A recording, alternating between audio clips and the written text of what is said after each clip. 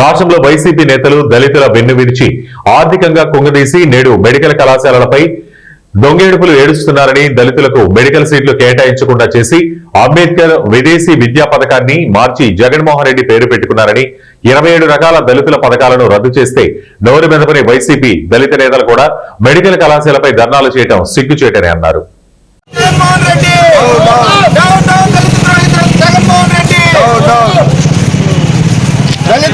జగన్మోహన్ రెడ్డి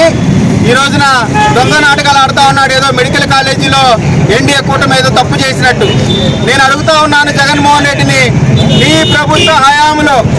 ఎస్సీలకి, ఎస్టీలకి, బీసీలకి, అగ్రవర్ణాల పేదలకి ఎంబీబీఎస్ సీట్లలో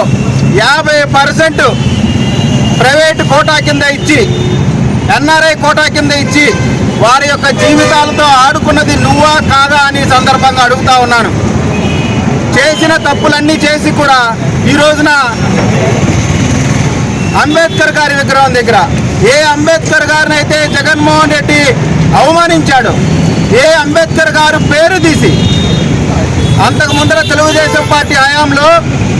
అంబేద్కర్ విదేశీ విద్య అనే అద్భుతమైనటువంటి కార్యక్రమం పెడితే అనేకమైన కేసుల్లో ముద్దాయి అయినటువంటి జగన్మోహన్ రెడ్డి అంబేద్కర్ గారి పేరు తీసి జగన్ విదేశీ విద్య అని పేరు పెట్టుకునేటువంటి సాహసం చేసిన ఈ జగన్మోహన్ రెడ్డిని వైఎస్ఆర్ కాంగ్రెస్ పార్టీలో ఉన్నటువంటి ఎస్సీ నాయకులు, మరి ముఖ్యంగా